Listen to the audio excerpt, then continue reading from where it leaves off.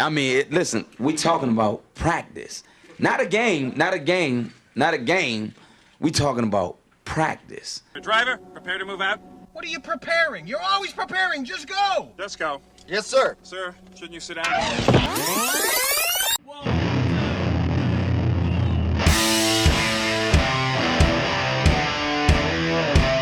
You're listening to The Review on the OSG Podcasting Network.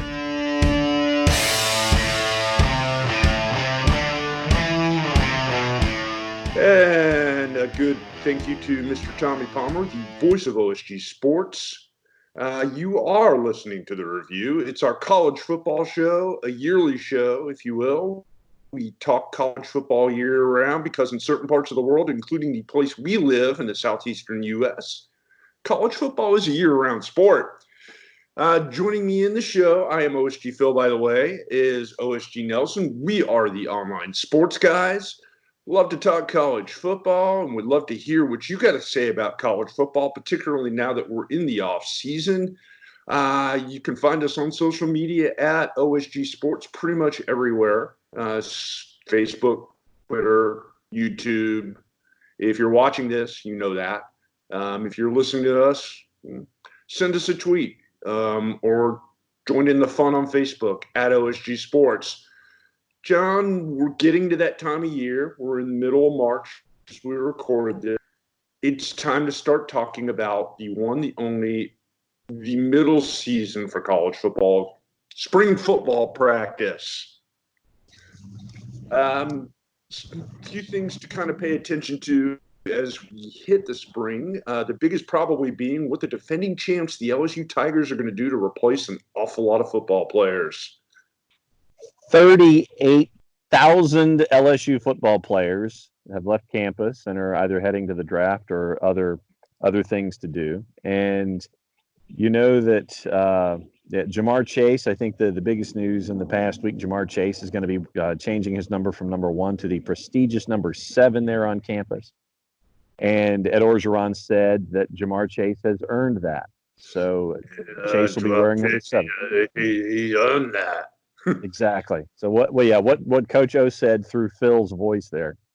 And I think that what you're going to see once again is transition from LSU. But at the same time, we all know that these days where LSU is concerned, transition is an entirely different animal. Transitioning from national championship to being competitive, chasing after a title in the SEC West. You know that they're going to do that. You know that it's going to be them and Alabama and Auburn as your top 3 in the West. And you want to see how things are gonna work. And I think that spring football might give you a window into that. And one of the more interesting spring games when it does come to pass will be the one in Baton Rouge. Yeah, and there's a lot going on down there. I mean, not only are you talking about players leaving when you're talking about the Heisman Trophy winner Joe Burrow and the best defensive back in college football, Grant Delpit, among a rather lengthy list of others. Exactly. You're also replacing the 2 guys who probably got the most recognition for assistant coaches in college football last season, and that's defensive coordinator Dave Aranda, who's now at Baylor, and your passing game guy, the guy who really reinvented the wheel for the Tigers, and that's Joe Brady. I'm guessing that offensive coordinator Steve Ensminger probably is going to keep a lot of the same principles. The offense probably will be very similar to what they did last year, but they're going to have a new guy at the helm. The question is, who's that guy going to be? Is it going to be Miles Brennan, or is it going to be somebody else? I think it's going to be Brennan for the moment because of his experience with the system, experience on campus, that kind of stuff. I'm really more concerned about losing Dave Aranda.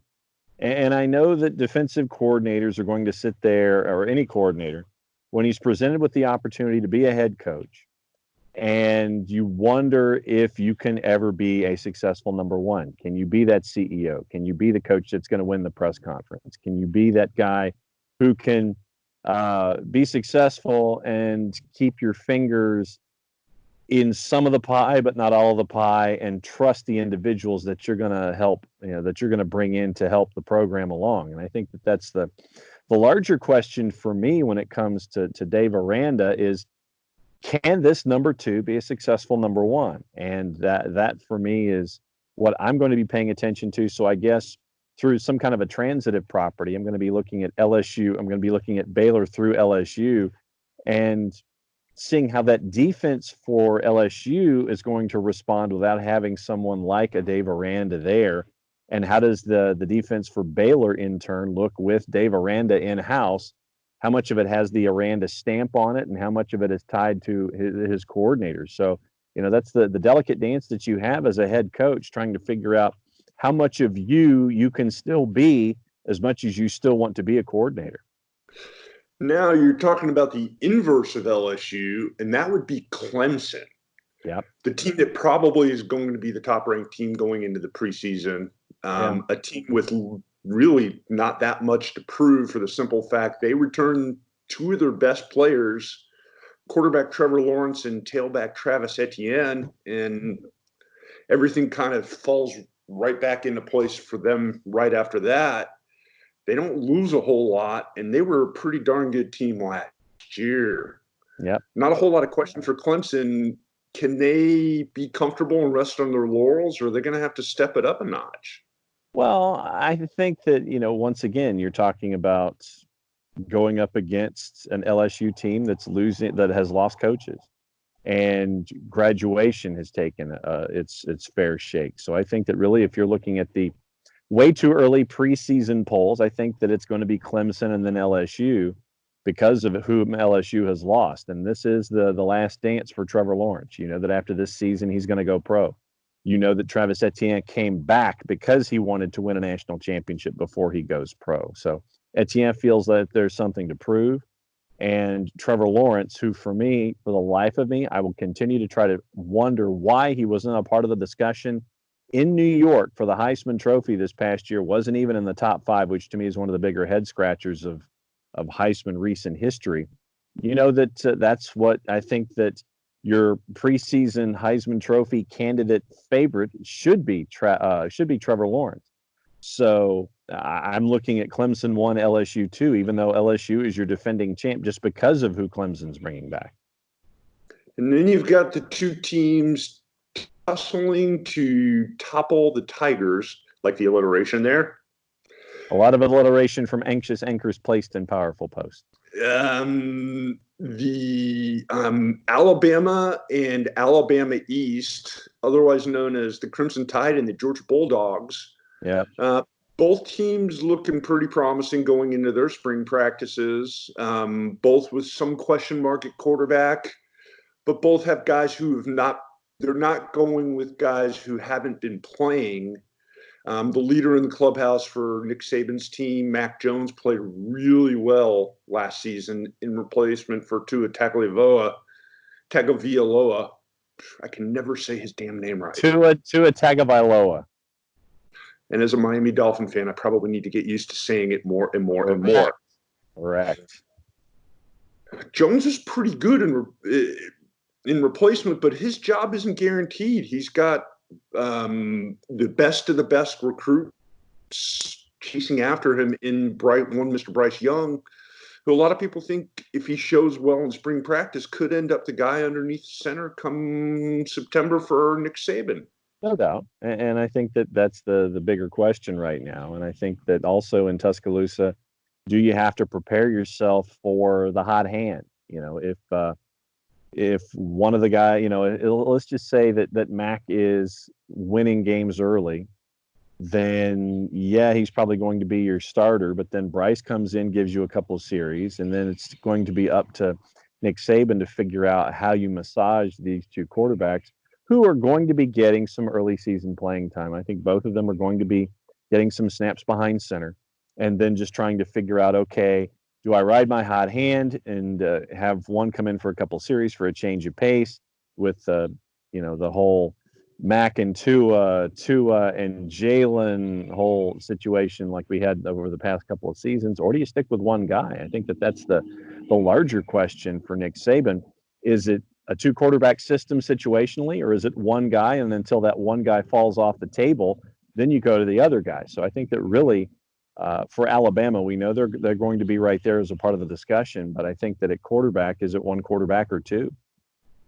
Yeah, and arguably maybe the second best running back coming back this season, Najee Harris, gives whoever's underneath the center for Alabama some options. Jalen Waddle back at wide receiver as well, despite the fact that four out of the top 5 receivers for Alabama last season moved on to the NFL draft. And dude, they were freaking loaded at wide receiver last season. Okay. But the question mark for them is defense, and that's what the part of the ball. That's something that I don't think anybody's ever been able to say about a Nick Saban team. They struggled on defense last year. They gave up a lot of points, and they were racked with injuries. They had a lot of guys hurt, a lot of guys coming back for spring practice this year who didn't get to play last season. The potential for them is they're always going to be in that top 5 conversation. Is this a rebuilding year? I think so. Just because of wanting to shore up the holes that you had defensively in 2019 and not being settled on a quarterback. And I think that skill positions, you mentioned the wide receiver situation in Tuscaloosa, and I think that that's part of it as well. So if your quarterback, and you don't know who that is throwing to receivers and you don't know who they are, and you have a defense that gave up a lot of yards, gave up a lot of points, and not just in games against ranked teams either. But I think that it was a bit of a shock to the system last year to see Alabama perform the way that they did, not in the wins and losses sense, because that's always going to be there, but in the yards and points allowed sense. So rebuilding, I think it's a matter of perspective, but I think that rebuilding in Tuscaloosa means shoring up what's going on defensively, coming in with a game plan on a situational basis, on a week-by-week basis, making sure that you don't give up all the yards, that you don't give up all these points. And I would anticipate, at least early on in conference games for Alabama, that Alabama's going to be scoring a lot less points than you're used to seeing. I think that you're going to see some grinders. I think you're going to see some games in the mid to high 20s for Alabama. Experimenting. Yeah, and trying to figure out what's going to work in a sense as you get ready for that stretch run in the SEC West. So I think that early on in the year, outside of the heavy non-conference games, you're gonna see 2 quarterbacks. You're gonna see what's going to work. You're going to see which receivers are the ones that these 2 quarterbacks can trust.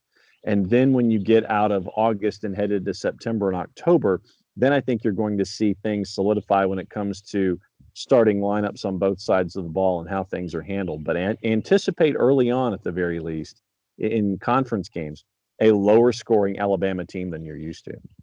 And then the last of the big 4, the teams that probably will be in contention for the college football playoff before the ball even kicks off for game number 1 this season, and that's the Georgia Bulldogs.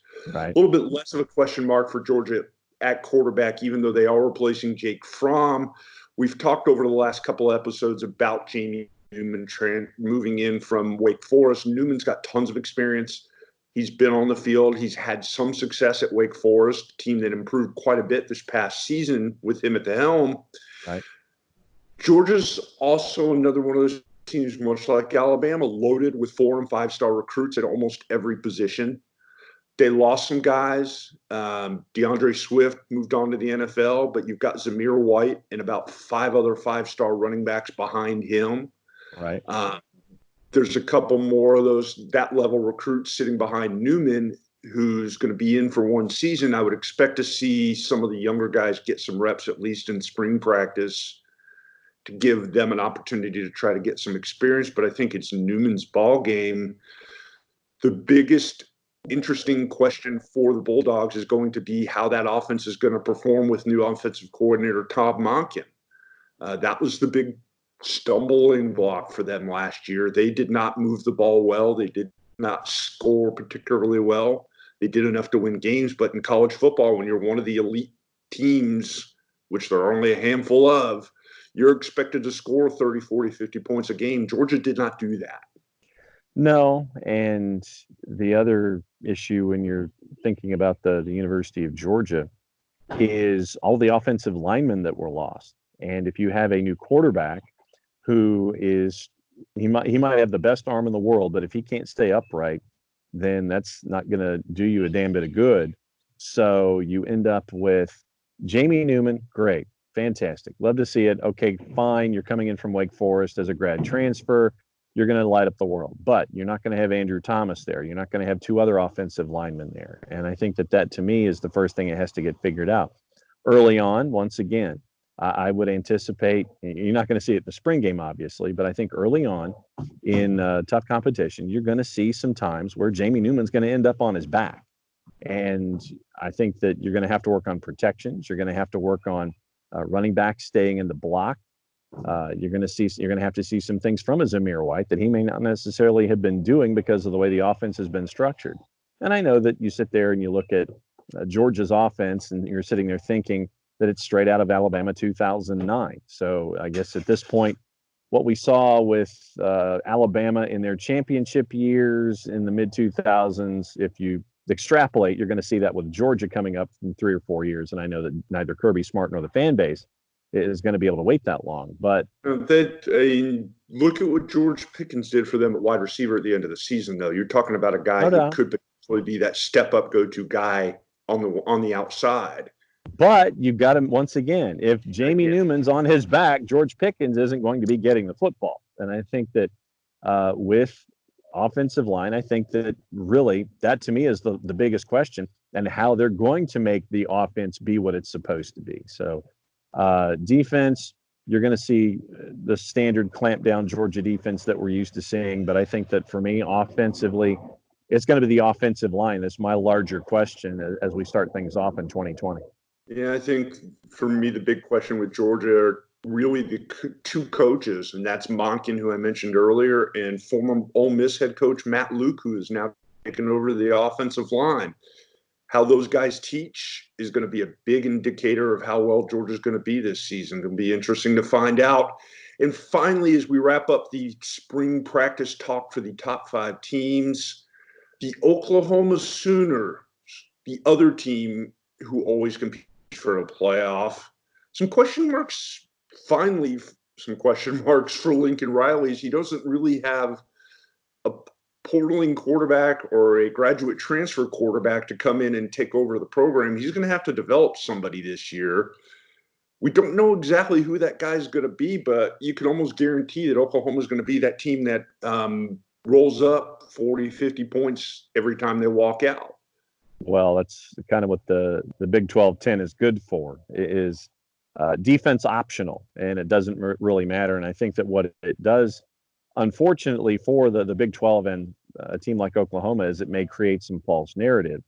When you're developing a quarterback and you can still put up 40, 45, 48, 50, 51 points a game because the defenses in the Big 12-10 are so hideous across the board, I think that what you do is you set yourself up for when you play tougher competition. And, late in the year, you go up against the Texas, who might come up and nip you in the bud. I'm not sold on Big 12-10 football. Yeah, it's great to watch because the games go 3 hours and 45 minutes and you score a boatload of points, and the over is one of the easier plays on the board. But when it comes to being a part of the Big Four and being in the playoff, I think you're always going to be Team 5 if you're Oklahoma, just because of what you're developing when it comes to talent pool and stuff like that. I think that there's that step that they are behind when it comes to the schools. I mean, with the Big 10 12-14 and the Big 12-10, I think that this year specifically, I think that you're going to be Team 5 and Team 6 trying to battle it out and figure out where you're going to be. So, you look at what you're seeing there, and I look at Ohio State maybe more than I do Oklahoma as that team number 5. Yeah, Oklahoma's going to ride on the success or lack of success with Alex Grinch running the defense. They showed some signs of improvement last year. The question is, can they hold it up? And thank you for bringing up Ohio State, because I kind of forgot to mention them. They would be team number 6 in that group. I still have them as team number 5 instead of team number 6. Well, still, they're in that grouping yeah. of 6 teams that you can pretty much, outside of maybe Clemson, you can pretty much take the deck chairs and shuffle them around, and they're all roughly at about the same level. A lot of losses for Ohio State due to graduation and guys turning pro this year, plus defensive coordinator Jeff Hafley taking the job at Boston College, means that there's a new coach there. Defensive coordinator Kerry Coombs returns to Ohio State, and he's got his work cut out for him because Chase Young's not going to be there, and he lost Malik Harrison. He lost Jeff, I want to say his name right, Okamuda or something like that, who is their best cornerback. Right. There's a lot of players to replace, but I mean, really, if you're Ohio State and you've got Justin Fields and a loaded offense, do you worry that much about it? Not until you get deeper into the schedule when you're playing those rivalry games. Does a team like a Michigan try to sit there and trade haymakers with you to try to play the over? You're trying to think of it, maybe a Wisconsin is there as a team that could, probably push Ohio State off the ledge and knock them down a few pegs. There are very few instances in the Big 10, 12, 14 that can do that to an Ohio State. And so I think it's just managing your early season schedule. Then when you go up against possibly an Iowa or a Wisconsin, depending on your schedule, whoever team that is that can knock you off from the other side of the division, from the other side of the conference, making sure that you're ready for something like that, because you're the class of what's going on in the eastern half of the conference, and it's just the crossover games that you need to worry about. Okay, I think we'll wrap things up here for the spring football preview, at least for the elite team levels. I do want to also mention that I'm really curious to see what's going to happen in the state of Mississippi as they start playing football again, just because Lane Kiffin are there, but that's a conversation for another day. SEC Media Days, brother, you got to book your tickets late. When we come back in the second half of the show, we've got some news and notes, a few things left unsaid. We're going to talk about a Clemson signee who passed up college football to go play in MLS. Taylor Tessman. Way to go, Tess. Additions to the off-season prison records and a few other things here and there.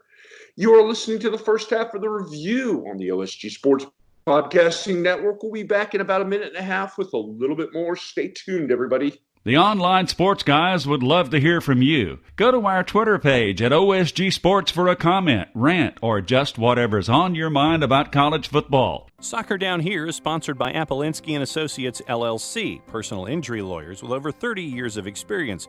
Call Steve Apolinski at 518-350-4231 or email him at steve@aa-legal.com if you need help with a wrongful death or serious injury matter.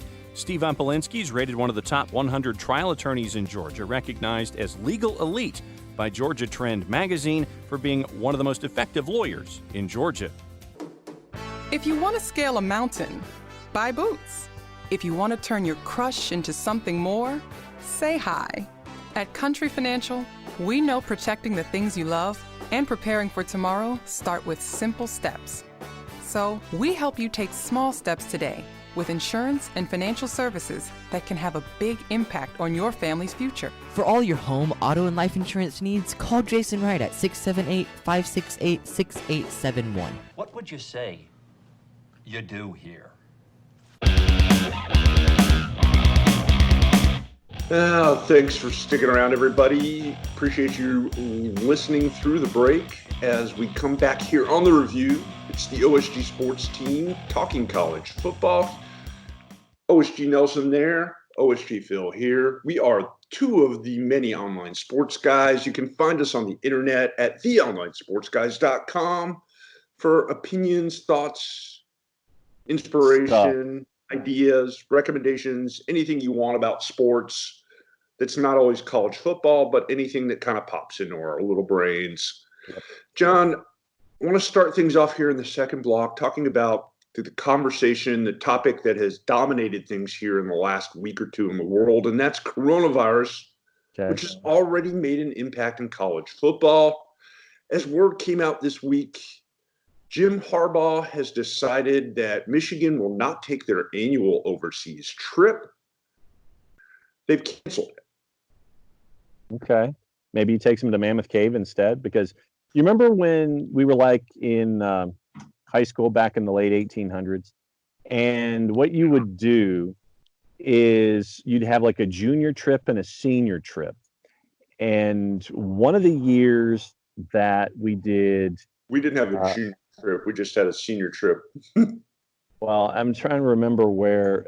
I think what we ended up doing is that one year we went to Nashville and ended up going to Opryland and doing all of the stuff that you would do, that's straight up touristy, the Opryland amusement park, that kind of stuff, going to log rides. Yeah. And then the other year we went to Mammoth Cave in Kentucky, and you stayed in like a really nasty hotel, and it was maybe 30 minutes away from Mammoth Cave, and you got in the Yellow Hound. Oh, I know. It's in the middle of nowhere. That's true. And then you'd get in the Yellow Hound from the really nasty hotel. You'd hop on your Yellow Hound, and then you'd go to Mammoth Cave, and you'd sit there and try to squeeze through all of the different columns and things like that. But maybe Jim Harbaugh does that. Maybe he takes them to Mammoth Cave and has them do workouts there, and we'll just start calling them. We'll call them Stalactite, Stalagmite U. How about that? I'll take it one further. You could go to actually a civilized town, Chattanooga, and go see Ruby Falls and Rock City.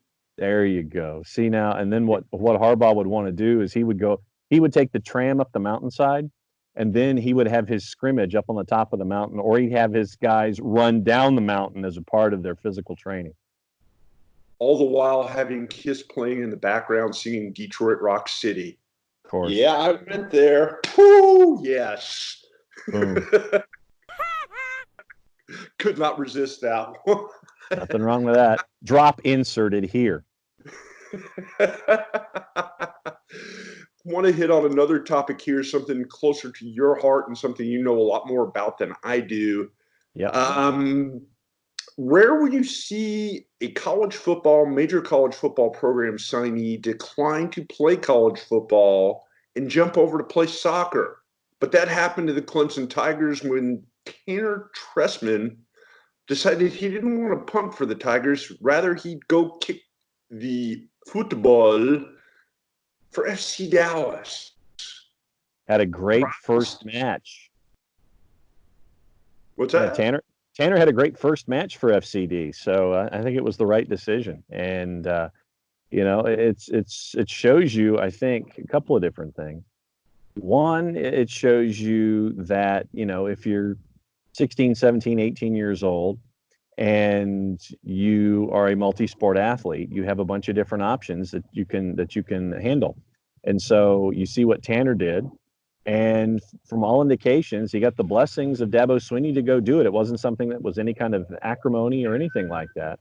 And so Tanner goes and plays. And the thing about FC Dallas, for those that have not downloaded our Soccer Down Here app, it's also a part of the network programming, iOS and Android, which means it's free, and you can learn about all the soccer going on here in the United States and internationally.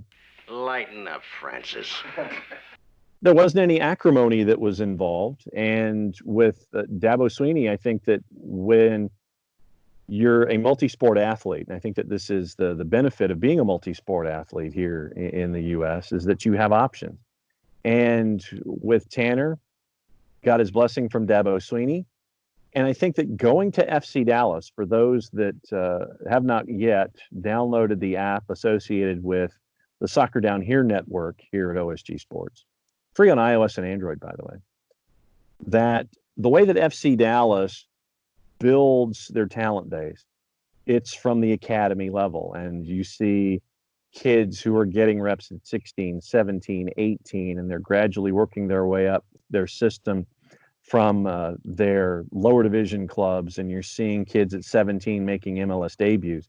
It's not entirely unheard of for someone like Tanner to go ahead, hop into the lineup at FC Dallas because of the youth movement that they have and that what they've built, and to be successful the way that he has early on. Is he going to be able to sustain this kind of activity through a 34-game schedule? Don't know. I'm sure that there's going to be a point of the season where Tanner does hit that wall and bonk, and then it's the idea of pushing through it. And that's stuff that you learn as a professional athlete.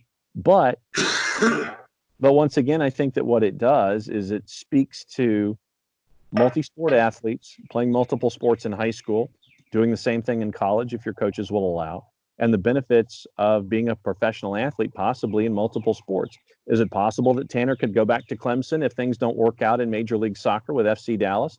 Probably, because you have all that eligibility left over. You can go back and be a 24-year-old sophomore if it works out that way. But right now, every indication was that Tanner decided that he wanted to go play professional soccer in MLS, and you're seeing the benefits of it out of week one. I knew that was right in your wheelhouse. That's why I threw that one. Catered that one on a play. Boom. Couple other news and notes here as we kind of go through the world of college football here on the review.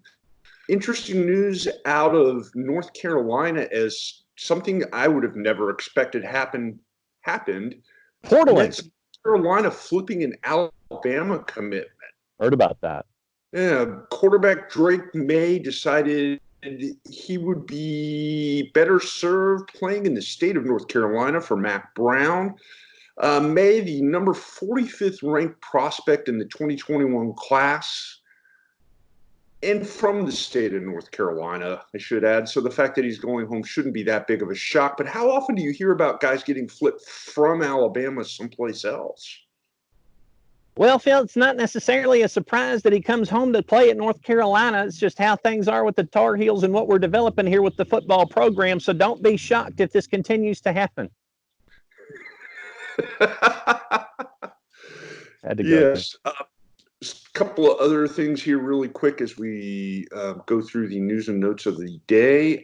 Some news, more news out of Ohio State as former cornerback and safety Amir Reep and Jason Wint pled not guilty to rape and kidnapping charges this past week. You'll recall the two were asked to leave the Ohio State football team after being charged with raping and kidnapping a 19-year-old woman who claimed she was hanging out with the two at their apartment, began having sex. She said stop. He said no, according to her. Long story in terms of what happened. The case continues. Both players were experienced defensive backs for the Buckeyes. Reep had played 37 games. Wint had played in 35 games and were expected to compete for defensive back jobs, neither of which they will get, and leaves a little bit of a depth problem for the Ohio State Buckeyes. Another interesting note here, and you might get a laugh out of this. The son of the player has decided to leave Miami. Saw that. Michael Irvin II has decided he will transfer from the Hurricanes, his dad's alma mater, and play somewhere else for his final season in college football. Didn't get a lot of playing time, had struggled a little bit, was a Mark Richt recruit, came aboard in 2016. Kind of interesting, though, since dad played there, and they're trying to restore the luster to the U, that Irvin decided he wanted to leave. Surprised? No, I mean, there's always that parental pressure and legacy chasing and all that kind of stuff. And strangely, as the Florida State alum on the show, my hands cannot form a U. It's like it's they repel each other when you try to do that particular thing. I can't quite handle that move. Kind of like trying to do the live long and prosper salute. Well, no, my it's like matter and air, like two magnets that have the same. It's like you have two positives or two negatives and they repel each other. That's what my hands do when I try to do that U thing with my hands. So it's like I can get one hand to do it, but I can't get both hands because then when my thumbs start to touch, they start to sit there and my hands shake and then they just kind of shoot off into the atmosphere. So no, I can't do that. And But no, seriously though, I can understand the idea of the pressure that's associated with having a last name, and so not a surprise Michael Irvin II decided to go elsewhere. And speaking of Miami, former Miami offensive coordinator Dan Enos found a new job. To Cincinnati. He will be the running backs coach for the Bearcats, a team that played pretty well last year under Luke Fickell. Yeah. I like the program they're developing there. They've been successful the last few seasons. He replaces Doug Phillips, who moved on to become the head coach at Youngstown State. Not a bad move for the Bearcats there. Outside of that, there's really kind of some slim pickings here for college football this week. You got anything you want to add before we wrap things up? Yeah, one thing that I saw, Tarleton State, currently Division II, they signed a contract to play Texas Tech in 2023 and Texas A&M in 2025. The hook is that Tarleton State is leaving Division II, where they're a power in the state of Texas, and they're going to be in the Western Athletic Conference in Olympic sports, but they're gradually working their way as an FCS independent, and their initial schedule in 1AA includes teams like Kennesaw State and things like that. But when you see Tarleton State sign a contract with Texas A&M and Texas Tech, you're sitting there going, oh, really? But no, it's not the D2 Tarleton that's going to get the $500,000 from Texas A&M in 2025. It is the 1AA version of Tarleton that's going to get that guarantee. Okay. Sounds like a wrap here to me. I think we will wrap things up here on this week's episode of The Review. This is the college football show for us, the online sports guys. He is OSG Nelson. I am OSG Phil. Join us again next week when we talk more college football. And if you got anything you want to add, please look us up on social media. You've got our Twitter handles. You've got at OSG Sports on Twitter as well.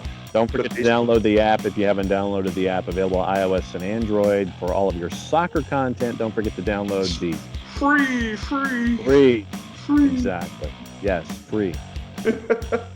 Thanks for tuning in, everybody. We will join you again next week. Have a great week and enjoy the weather. Bye.